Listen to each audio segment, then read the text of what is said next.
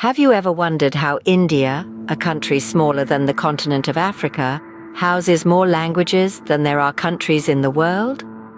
The answer lies in the rich tapestry of India's ancient civilizations. Imagine the Indus Valley civilization, thriving between 3300 to 1300 BCE, a society so advanced it had its own writing system, the secrets of which remain undeciphered to this day. Then picture the Vedic civilization, flourishing from 1500 to 500 BCE, where the seeds of classical Indian culture and language were sown. These ancient cultures, with their diverse societies and distinct languages, laid the foundation for the mosaic of linguistic diversity we see in India today. Their influence is woven into the fabric of the Indian subcontinent, a testament to their enduring legacy. Now, let's shift our focus to Sanskrit, one of the oldest Indo-European languages. Its significance in shaping the linguistic landscape of India cannot be overstated. As the primary liturgical language of Hinduism, Buddhism, and Jainism, Sanskrit held a prominent place in ancient Indian society. It was the canvas on which many philosophical, scientific, and literary masterpieces were painted. The influence of Sanskrit extends to the present day. Many modern Indian languages, including Hindi, Bengali, Gujarati, Marathi, and others, have evolved from this ancient tongue. These languages, like branches from a common trunk, have grown and diversified over the centuries, each carrying a piece of the past while adapting to the changing times. So when you hear the melodious strains of a Hindi ghazal, the rhythmic beats of a Bengali poem, or the expressive cadences of a Marathi play, remember the ancient roots from which these languages sprang. They are not just means of communication, but vessels carrying the wisdom and heritage of India's ancient civilizations. The ancient civilizations not only left behind monumental architectures, but also the roots of a linguistic tree that would grow branches as diverse as the country itself. Change is the only constant, and this holds true for languages as well. As we delve into the annals of Indian history, we find that invasions and migrations have significantly shaped the linguistic and cultural landscapes of the land. Various groups, including Aryans, Persians, Greeks, Turks, and Mughals, have left their imprint on the Indian subcontinent. Each invasion and migration brought with it a cultural exchange, leading to the adoption of new languages and customs in different regions. Take, for instance, the Mughals. Their rule over India for over 3 centuries saw the birth of a new language, Urdu, a beautiful blend of Persian, Arabic, and local Indian dialects. This language went on to become the lingua franca of vast regions in the Indian subcontinent. But it wasn't just invasions that influenced the language and culture of India. The medieval period saw the rise of several powerful empires such as the Maurya, Gupta, Chola, Vijayanagara, and Mughal empires. These empires, in their quest to govern and administer, established systems and practices that had deep implications for the language and culture of the regions they ruled. For instance, the Gupta Empire, often referred to as the Golden Age of India, saw Sanskrit become the dominant language of literature, science, and philosophy. However, the most significant impact on India's linguistic landscape came from the British colonization. The British, during their rule of nearly 2 centuries, implemented policies that favored English as the administrative and educational language. This led to a widespread adoption of English in India, and it continues to be widely spoken and understood across the country even today. Yet the British also recognized regional languages, inadvertently contributing to the linguistic diversity of India. So you see, the linguistic diversity of India is not a happenstance, but a result of centuries of invasions, migrations, and political changes. Just like a river changes its course with new tributaries, languages in India evolved with every new turn in history. While the past shaped the languages, the fight for freedom gave them a new voice.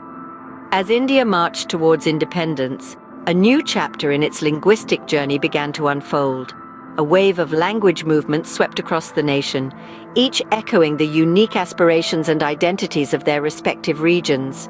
In the heart of South India, for instance, the Dravidian movement emerged, championing the rights of Dravidian-speaking people.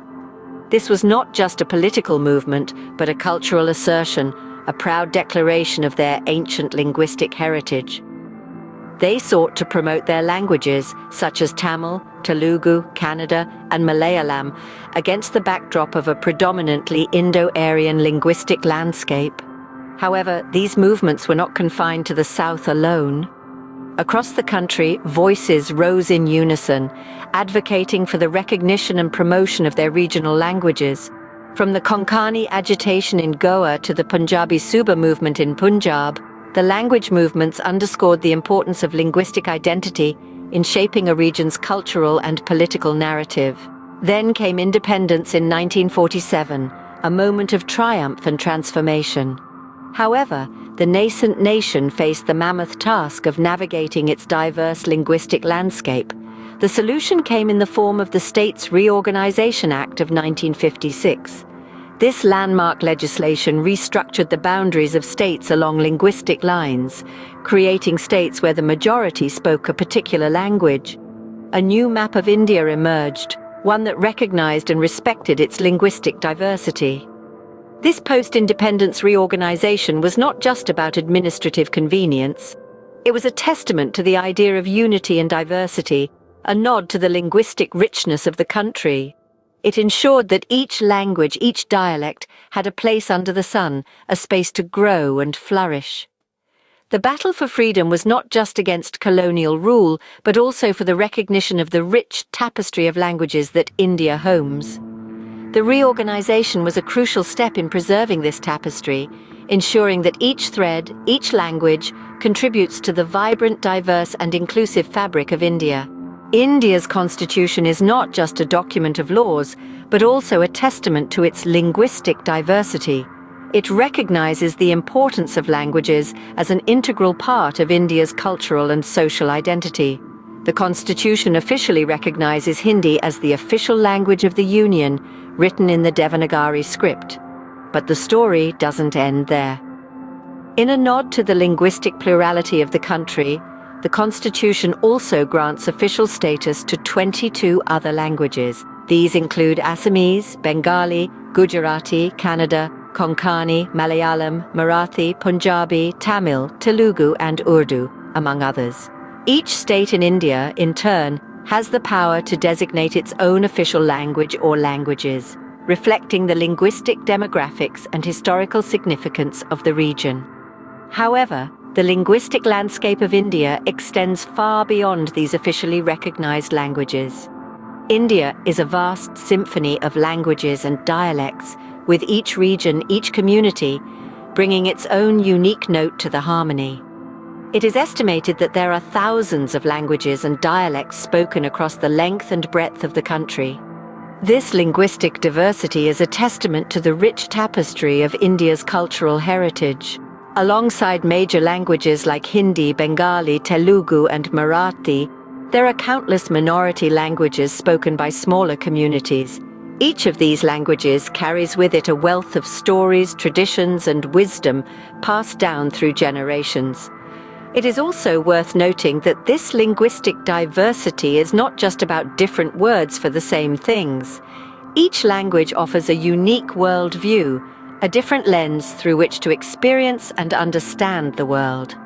This richness of perspectives is one of the greatest strengths of India's linguistic diversity.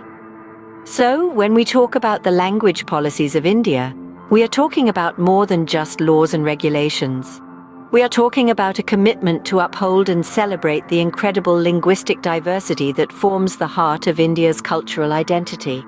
From ancient civilizations to the present day, the diversity of languages in India is a testament to its rich cultural heritage and complex history.